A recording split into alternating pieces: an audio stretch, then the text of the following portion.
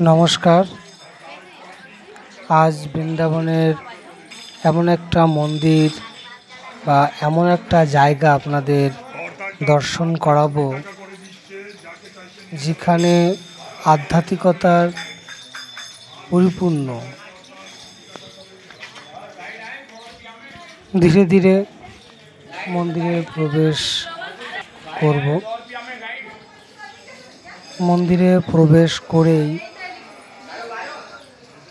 দেখবেন ডান দিকে বাঁ দিকে অনেকগুলি জুতো রাখার ঘর রয়েছে। এগুলোতে জুতো রাখতে হয়।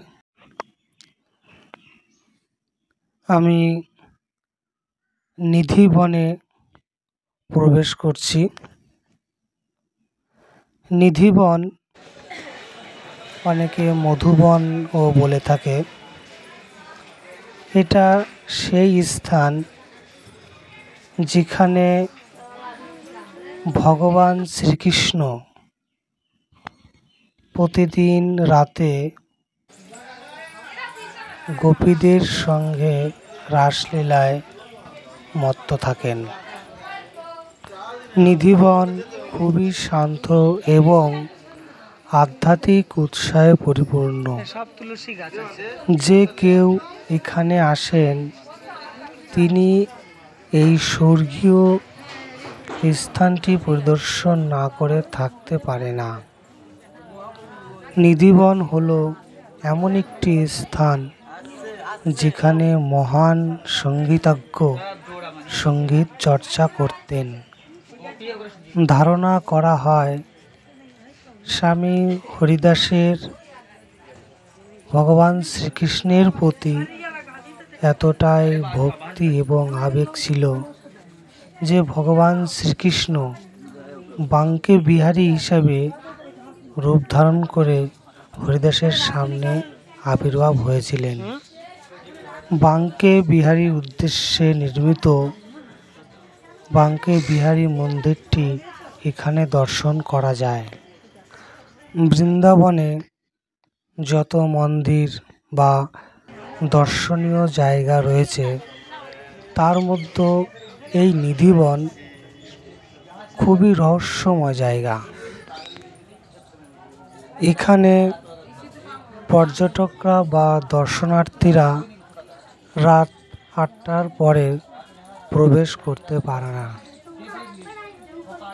কেননা এখানে ভগবান শ্রীকৃষ্ণ দ্বাপর যুগে যে গোপীদের সঙ্গে রাসলীলা করেছিলেন সেটা এখনও এখানে রাসলীলা চলে।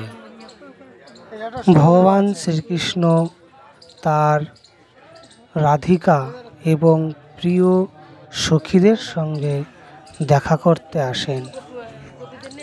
তার জন্যই নিধিবনে রাত 8টার পরে কোনো দর্শনার্থীকে প্রবেশ করতে দেওয়া হয় না। আপনারা যে গাছগুলো দেখতে পাচ্ছেন এগুলো সবই তুলসী গাছ এবং সেই গাছগুলো এখনও সেই দ্বাপর যুগ থেকে চলে আসছে। এখানে একটা মন্দির রয়েছে, আমরা মন্দিরে প্রবেশ করব। খুবই ভিড়।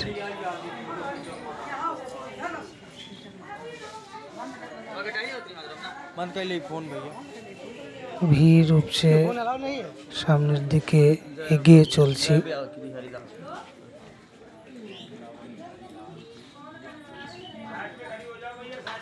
ভগবান শ্রীকৃষ্ণ কে আমরা দর্শন করলাম। মন্দির দর্শন করে আবার বেরিয়ে এলাম। দেখেন নিধিবনের মাঝখান বরাবর রাস্তা তৈরি করে দেওয়া হয়েছে এবং তারের বেড়া করে দেওয়া হয়েছে যাতে কোনো দর্শনার্থী নিধিবনের ভিতরে প্রবেশ না করতে পারে।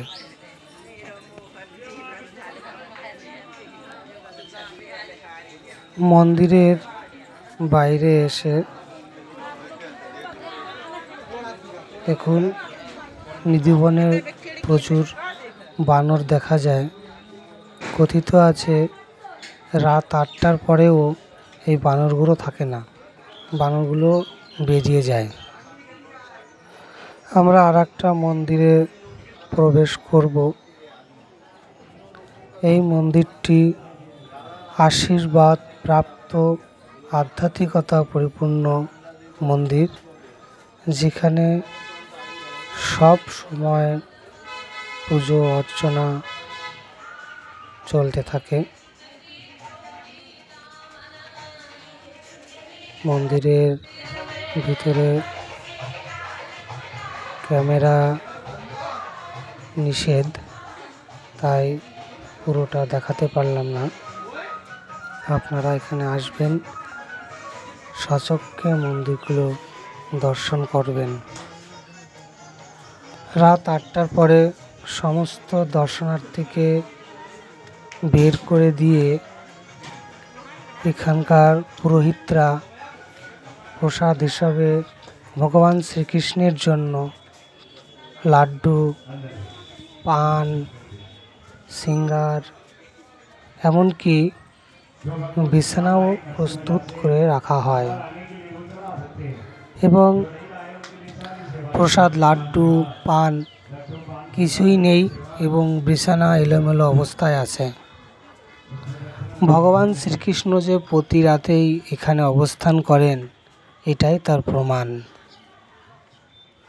ভগবান শ্রীকৃষ্ণের রাসলীলা দেখার জন্য অনেকে সারা রাত বনের মধ্যে লুকিয়ে থেকেছে। সকালবেলা হয়তো তাদের মৃত অবস্থায় পাওয়া গেছে, নতুবা যারা বেঁচে ছিল তারা কিছুই বলতে পারে না, পরিপূর্ণ পাগলে পরিণত হয়েছে। এমনকি এই নিধিবনের দিকে যাদের ঘর বাড়ি কিংবা উঁচু বিল্ডিং, তারাও এই দিকের জানলাগুলো বন্ধ করে রাখে।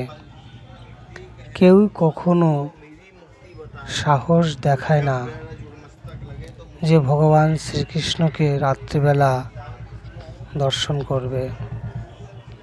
ভগবান শ্রীকৃষ্ণের এই রাত্রের রাসলীলা, এটা ভগবান শ্রীকৃষ্ণের একান্ত বিষয়।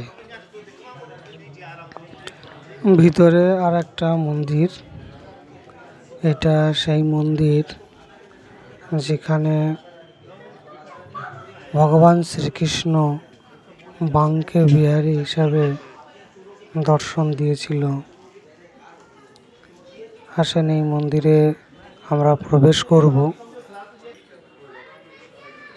মন্দিরে খুব সুন্দর জায়গা, দেখার মতো অপূর্ব।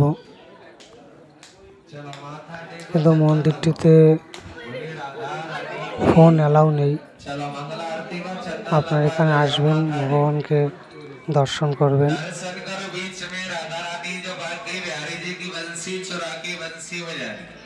যতটা পেরেছি মন্দিরের ভিতরে প্রবেশ করেছি ফোন নিয়ে, কিন্তু একটা নির্দিষ্ট সময় ফোন আর অ্যালাউ ছিল না, তার জন্য ভিতরটা দেখাতে পারিনি।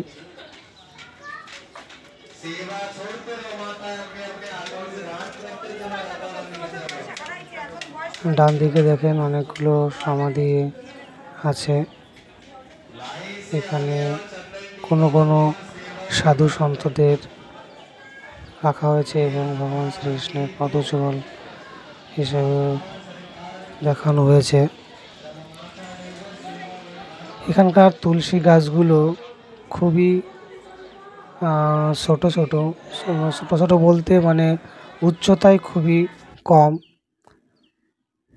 কেননা এখানে এই যে গাছগুলো দর্শন করছেন, এই তুলসী গাছগুলো কিন্তু এক একটা গোপী, এবং রাত্রেবেলায় এই গাছগুলো গোপীতে পরিণত হয় এবং ভগবান শ্রীকৃষ্ণ তাদের সঙ্গে রাসলীলা করে। নিধিবন আপনাদের দর্শন করালাম। কেমন দর্শন করলেন একটা ছোট্ট কমেন্ট করে জানাবেন। আমরা এখান থেকে জুতো রেখেছিলাম, সেগুলো নিয়ে আবার বেরিয়ে এলাম। যারা এখন এ অবধি আছেন দেখছেন তাদের প্রত্যেককে জানাই নমস্কার, শ্রদ্ধা, ভালোবাসা। আবারও কোনো একটি মন্দির দর্শন নিয়ে আপনাদের সঙ্গে উপস্থিত হব। ততক্ষণ ভালো থাকবেন, সুস্থ থাকবেন।